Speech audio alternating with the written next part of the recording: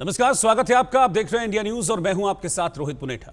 Australia के खिलाफ आखिरी वनडे में मिली जीत के बाद कोहली की कप्तानी में भारतीय टीम ने विदेश में 5 हार के बाद जीत तो हासिल की, लेकिन एक बार फिर रोहित शर्मा का सवाल बवाल मचा रहा है कि अगर रोहित होते तो क्या टीम इस तरह से हारती।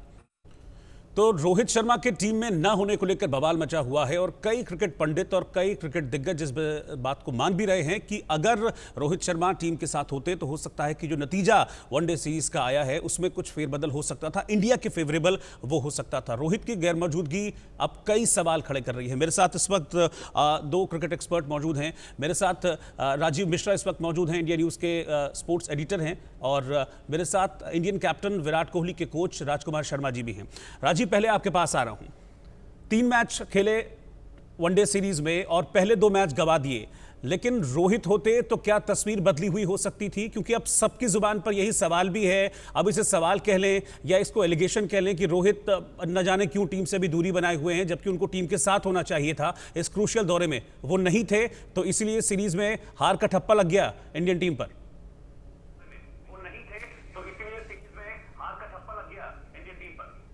देखिए रोहित, इसमें तो कोई शक नहीं है कि रोहित शर्मा जैसा बड़ा मैच विनर, और खासतौर से वाइट बॉल क्रिकेट की अगर हम बात करें, हिंदुस्तान में उनसे बड़ा मैच विनर नहीं है, खासतौर से वनडे क्रिकेट की हम बात करें और उसके बाद T20 फॉर्मेट में।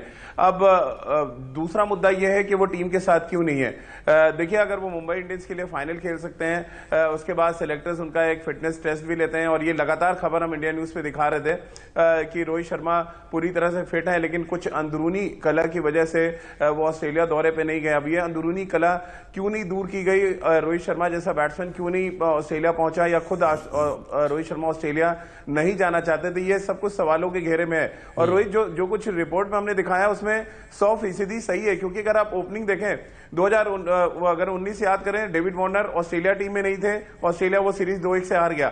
अगर अब आज हिंदुस्तान की टीम को देखें, वो इसलिए हार गए क्योंकि रोहित शर्मा इस टीम में नहीं थे। तो ओपनिंग कितना इंपॉर्टेंट है।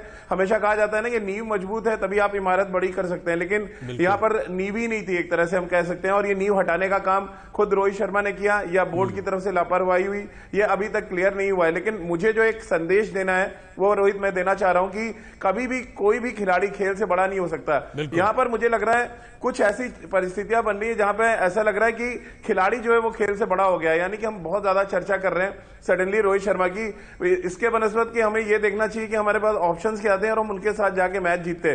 कोई बात नहीं, रोहित शर्मा नहीं थे, हम तीसरा मैच लेकिन उनके बगैर भी जीते हैं, ये भी हमें देखना पड़ेगा। तो इससे पहले भी बहुत विवाद हुए हैं, इस पर आगे बातचीत करूंगा, लेकिन फिलहाल मुझे लग रहा है रोहित की सबसे बड़ा मुद्दा यही है कि कोई भी खिलाड़ी कभी खेल से बड़ा नहीं हो सकता, और ये बात हर खिलाड़ी को समझना चाहिए। बिल्कुल, हर खिलाड़ी को समझना चाहिए और ऑप्शंस भी एक्सप्लोर करने चाहिए। बिल्कुल, राजीव ने बिल्कुल ठीक बात कही है।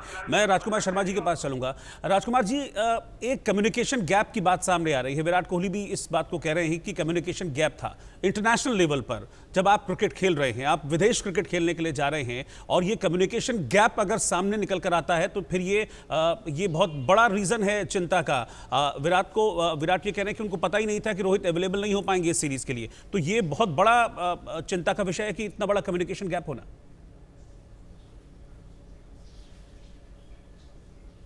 बिल्कुल, आपने बिल्कुल ठीक कहा है। बहुत बड़ी चिंता का विषय है, क्योंकि एक इंटरनेशनल सीरीज, इतनी इंपॉर्टेंट सीरीज है, ऑस्ट्रेलिया के अगेंस्ट होने जा रही है, और कप्तान को पता ही नहीं है कि उनके जो मेन प्लेयर हैं वो उस फ्लाइट पर नहीं है जो कि ऑस्ट्रेलिया जा रही है, जैसा कि विराट कोहली ने अपनी प्रेस कॉन्फ्रेंस में भी कहा था। तो ये बिल्कुल चिंता का विषय है, और सबको यही था कि रोहित फिट हैं तभी वो फाइनल भी खेले। उससे पहले भी 2 मैच खेले और अच्छी बल्लेबाजी कर रहे थे, फिटनेस में भी बहुत ज्यादा प्रॉब्लम नहीं लग रही थी। हो सकता है कि उनको कोई निगल हो, या डॉक्टर्स ने बोला हो, फिजियो ने, कि आप थोड़े दिन रेस्ट कर लीजिए। तो एज इट इज 14 दिन का क्वारंटाइन था ऑस्ट्रेलिया में जाकर, सभी को करना कंपलसरी था, तो उसमें वो रिहैब कर सकते थे वहां पर, और उसके बाद वो वनडे क्रिकेट भी खेल सकते थे। अगर वनडे के लिए नहीं भी अवेलेबल होते, एटलीस्ट T20 और टेस्ट मैचेस के लिए तो वो जरूर अवेलेबल हो ही जाते। तो कहीं ना कहीं कम्युनिकेशन गैप बहुत ज्यादा रहा है, या क्या वजह रही कि वो उस फ्लाइट पे नहीं गए या वो ऑस्ट्रेलिया नहीं गए, कोई भी उसके लिए कोई भी स्टेटमेंट नहीं आया, ना सिलेक्टर्स की तरफ से ना BCCI की तरफ से। तो ये अभी तक एक राज ही बना हुआ है। बिल्कुल जाहिर सी बात है, राज बना हुआ है। मेरे साथ रितिंदर सिंह सोढ़ी भी इस वक्त मौजूद हैं, पूर्व क्रिकेटर। रितिंदर, अब ये कहा जा रहा है कि 11 तारीख को फिटनेस टेस्ट होगा और उस फिटनेस टेस्ट को अगर रोहित क्लियर करते हैं तो फिर उनको ऑस्ट्रेलिया जाने की उनकी उम्मीदें हैं। लेकिन 17 तारीख से टेस्ट शुरू हैं, ऑस्ट्रेलिया जाने के बाद 14 दिन का क्वारंटीन पीरियड उनको पूरा करना होगा। तो ऐसे में अब बहुत ज़्यादा फायदा रोहित के जाने का आगे इस सीरीज में मुझे लगता है कि शायद नहीं मिल पाएगा टीम इंडिया को। ये कम्युनिकेशन गैप अगर नहीं होता तो एक प्रॉपर कम्युनिकेशन होता, पता होता है कि जा रहे हैं या नहीं जा रहे हैं। जी, आपने बिल्कुल सही कहा। इतनी कंफ्यूजन है और रोहित शर्मा को खुद नहीं पता उन्होंने जाना है नहीं जाना, टीम को नहीं पता है उन्होंने आना है नहीं आना। तो यहाँ पे जो क्लैरिटी है, जो एम्बिग्युइटी की हम बात करते हैं, अब वो बहुत ज्यादा है। You have to be very clear, क्योंकि टूर बहुत इंपॉर्टेंट है और रोहित शर्मा दिग्गज हैं, उनकी जरूरत है भारतीय टीम को। तो अब फिटनेस टेस्ट दोबारा उनका लिया जाएगा तो ऑल सेट एंड डन। मुझे ऐसा लग रहा है अभी जो घटना घटी है, जो हम सीरीज हारे हैं, वनडे सीरीज ऑस्ट्रेलिया में, हमें जरूरत है रोहित शर्मा की। टेस्ट सीरीज में अगर रोहित शर्मा पहुंच जाते हैं, भारत के लिए खेलते हैं, I think that would be great. लेकिन अभी समय बताएगा। ठीक, राजीव कुछ ऐड करना चाह रहे हैं। राजीव,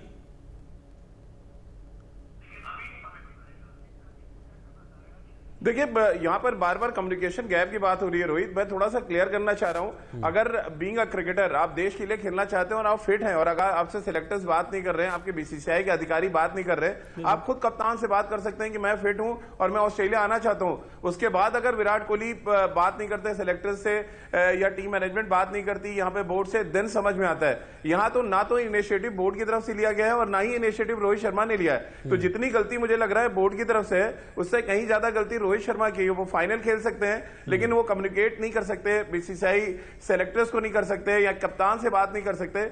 मुझे ये सीधी तौर पे देखिए, कोई एक ऐसी इंटरनल फाइट है रोहित जिसको कहने से बच रहे हैं शायद राजकुमार जी भी और रितेंद्र भी, लेकिन मैं आपको कहना चाह रहा हूं ये कुछ ऐसी इंटरनल फाइट है जिसकी वजह से ये कम्युनिकेशन गैप है कि कप्तान से रोहित बात नहीं करना चाहते हैं, रोहित जो है कोच से बात नहीं करना चाहते, टीम मैनेजमेंट से। क्योंकि अगर आप फिट हैं और आप ऑस्ट्रेलिया नहीं जा रहे तो फिर ये सवालों के घेरे में होगा ही होगा। तो आपको प्रायोरिटीज तय करनी पड़ेगी कि आप अगर फिट है, आप देश के लिए खेलना चाहते हैं या नहीं खेलना चाहते। आप नहीं खेलना चाहते तो फिर ये सवाल सेलेक्टर्स को पूछना चाहिए रोहित शर्मा से कि अगर आप फिट हैं तो आप क्यों नहीं जाना चाहते हैं। और रोहित शर्मा खुद भी आके सामने कह सकते हैं कि मैं फिट हूं और मैं इंडिया के लिए खेलूंगा, मैं जाके वहां पे मैचेस जिताऊंगा। और कोई बड़ी बात नहीं थी, रोहित शर्मा अगर ऑस्ट्रेलिया में होते हैं तो हम वनडे सीरीज अपने नाम करने में कामयाब रहते हैं। बिल्कुल राजीव, लेकिन अगर ड्रेसिंग रूम की लड़ाई इस तरीके से सतह पर आ जाएगी और उसमें इतना कम्युनिकेशन गैप हो जाएगा कि खिलाड़ी मतलब ईगो, ये तो मुझे साफ तौर पर ये दिख रहा है कहीं ना कहीं कि ईगो सामने आ रहे हैं। अगर ईगो क्लैशेस होने लगेंगे तो इससे बुरा क्रिकेट के लिए कुछ भी नहीं होगा फिर तो। बिल्कुल। और देखिए रोहित, ऐसा नहीं है कि हिंदुस्तान में कभी दो बड़े खिलाड़ियों के बीच में ईगो क्लैशेस नहीं हुआ। आप जितने पुराने क्रिकेट उठा के देखें, कपिल देव, सुनील गावस्कर में ईगो क्लैशेस थे, सौरव गांगुली और सचिन तेंदुलकर में ईगो क्लैशेस थे, लेकिन इसका मतलब ये नहीं था कि वो दौरा मिस कर देंगे, वो हिंदुस्तान के लिए नहीं खेलेंगे।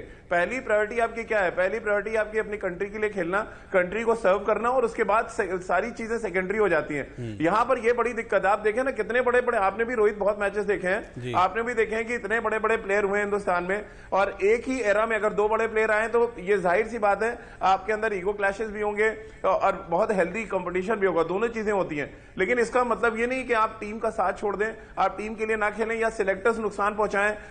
दो अगर बड़े प्लेयर्स के बीच में मतभेद देखने को मिल रहा है तो उसका फायदा उठाया जाए। यहां पर ये एक बड़ा सिंपल सा काम था जो सुनील जोशी कर सकते थे, जो इस समय चीफ सिलेक्टर है, लेकिन शायद वो थोड़े से कमजोर सेलेक्टर साबित हुए मेरी नजर में। बहुत ही डरपोक चीफ सेलेक्टर है जो बात ही नहीं करना चाहते हैं कि टीम हारे जीते, वो चीफ सेलेक्टर बन चुके हैं। वो ना रोहित शर्मा से बात करेंगे, ना विराट कोहली से बात करेंगे, और जो कुछ चल रहा है हिंदुस्तान के क्रिकेट में वो चलने देंगे, जो शायद इंडियन क्रिकेट के लिए अच्छा नहीं है और जो आने वाली पीढ़ी है उसके लिए भी अच्छा नहीं है कि आप क्या कुछ एग्जाम्पल सेट कर रहे हैं सामने। बिल्कुल जाहिर सी बात है, दिग्गजों को कम से कम, जो टीम के सीनियर खिलाड़ी हैं उनको कम से कम इस चीज को समझना चाहिए कि देश से बड़ा कुछ नहीं है, और क्रिकेट के लिए ही सब लोग यहाँ पर हैं। तो कम से कम क्रिकेट की इस तरह से मुझे लगता है कि एक तरह से बलि नहीं चढ़ानी चाहिए थी। इस पर हम आगे भी चर्चा करेंगे, क्योंकि देखिए वनडे सीरीज अब खत्म हो चुकी है और अब सबकी जो निगाहें हैं वो T20 सीरीज पर टिकी है, यानी कि अब बारी है T20 सीरीज की, और ये कल से शुरू हो रही है कैनबरा में। ऑस्ट्रेलिया के खिलाफ ये सीरीज शुरू होगी। वैसे तो इस सीरीज में रोहित शर्मा नहीं है, लेकिन विराट की टीम के लिए एक अच्छी खबर यह भी है कि भारत 12 साल से ऑस्ट्रेलिया में कोई भी T20 सीरीज हारा नहीं है। तो अब सबकी नजर टिक गई है T20 सीरीज पर। वनडे सीरीज हम गंवा चुके हैं, लेकिन अच्छी बात यह है कि ऑस्ट्रेलिया में T20 सीरीज भारत ने पिछले कई सालों से नहीं गंवाई है, तो ये एक पॉजिटिव रहेगा भारत के लिए, क्योंकि अब कल जो भारतीय टीम है वो T20 में उतरने जा रही है। राजकुमार शर्मा जी के पास में चलता हूं। राजकुमार जी, अब मुझे लगता है कि अब जो पिछली चीजें हो गई उसको भूल जाना चाहिए कि क्या रोहित वाली कंट्रोवर्सी रही, क्या वनडे सीरीज में हमको सीरीज में हार झेलना पड़ा। एक पॉजिटिव माइंडसेट के साथ उतरना चाहिए। इसमें एक प्लस पॉइंट ये है कि हाँ, लंबे अरसे से टीम इंडिया ऑस्ट्रेलिया में कोई T20 सीरीज हारी नहीं है, तो ये एक फैक्टर जो होगा ये पॉजिटिव माइंडसेट के साथ उतारेगा पूरी टीम को। अब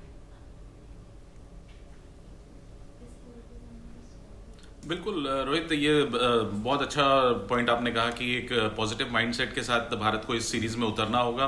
और अच्छी बात यह है कि पिछला वनडे आप जीते हैं तो एक मोमेंटम आपके साथ है, आपके पास कॉन्फिडेंस है कि आप ने ऑस्ट्रेलिया को ऑस्ट्रेलिया में हराया है। और वनडे T20 क्रिकेट में एज इट इज इंडिया का बहुत अपर हैंड है ऑस्ट्रेलिया के खिलाफ, ऑस्ट्रेलिया में भी। तो भारत के पास एक बहुत अच्छा मौका है कि जो वनडे सीरीज जो हारा है वो T20 सीरीज जीतकर उसको बराबर करने का। बिल्कुल रितिंदर, अभी T20 जो स्क्वाड है उसमें कई ऐसे खिलाड़ी हैं जिन्होंने अभी IPL में बहुत अच्छा प्रदर्शन किया है, तो अब उम्मीद ये उन खिलाड़ियों से करें कि अब रोहित की कमी कम से कम वो टीम में नहीं खेलने देंगे और T20 का जो एक बेटर ट्रैक रिकॉर्ड है टीम इंडिया के ऑस्ट्रेलिया में उसको कैरी करें।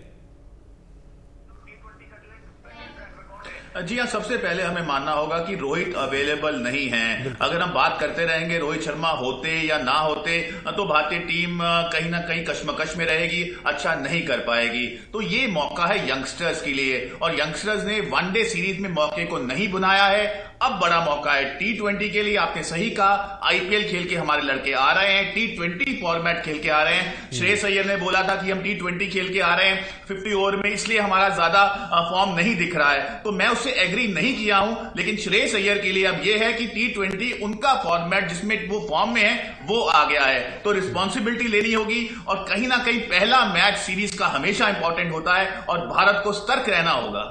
बिल्कुल राजीव, पहला मैच जो T20 सीरीज का है वो कैनबरा में होने जा रहा है और कैनबरा में ही जो लास्ट वनडे था उसमें टीम इंडिया को जीत मिली है। ये भी एक मुझे लगता है कि पॉजिटिव संकेत है, ढूंढने से पॉजिटिविटी मिलती है। मुझे लगता है कौन ऐसे खिलाड़ी हैं जो की प्लेयर साबित हो सकते हैं इन 3 T20 मैचेस में टीम इंडिया के लिए? राजीव,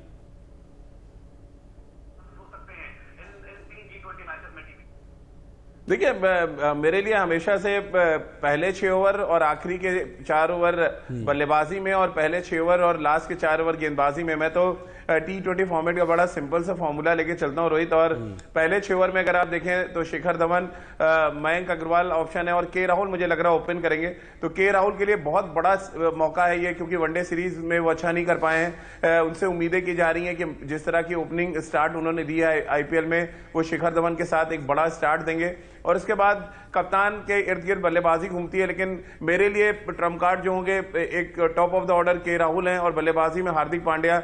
जिस तरह से उन्होंने इस वनडे सीरीज में परफॉर्म किया है, मुझे लग रहा है हर किसी के दिल में ये बात है कि हार्दिक पांड्या वो खिलाड़ी है जो मैच को फिनिश कर सकता है या मैच को एक ऐसे मुकाम तक ले जा सकते हैं जहां से आप जीतने के बारे में प्लान करें। और गेंदबाजी में ऑप्शंस अच्छे हैं। बुमराह ने जिस तरह का स्पेल डाला है कैनबरा में, पहले 4 ओवर में तो मुझे लगा 25-26 बार उन्होंने आउट कर दिया था एरन फिंच को।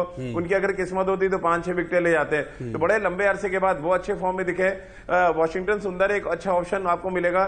इसके अलावा नटराजन जिन्होंने डाला था, बड़े अच्छे स्पेल डाले हैं IPL में। तो ओवरऑल पैकेज मुझे लग रहा है T20 फॉर्मेट में थोड़ा सा कॉम्पैक्ट है हिंदुस्तान के लिए, जहां पे बहुत ज्यादा बड़ी फैक्टर नहीं है। और मुझे नहीं लगता कि इस T20 फॉर्मेट में रोहित शर्मा की बहुत ज्यादा कमी खेलेगी, क्योंकि 50 ओवर की क्रिकेट और 20 ओवर की क्रिकेट में ये बड़ा फर्क है कि बहुत जल्दी जल्दी मैच चेंज होता है। और अगर आप सडनली अगर आपके ग्रिप में मैच आता है तो फिर वो आसानी से जाता नहीं है। ये एक बड़ा फैक्टर होगा। बिल्कुल राजकुमार जी, क्या कुलदीप यादव खेल सकते हैं अब T20 सीरीज में? क्योंकि वनडे में तो 2 मैचेस नहीं खेले थे, लेकिन तीसरे में खेले और जीत मिली टीम इंडिया को। रोहित कुलदीप होंगे स्क्वाड में?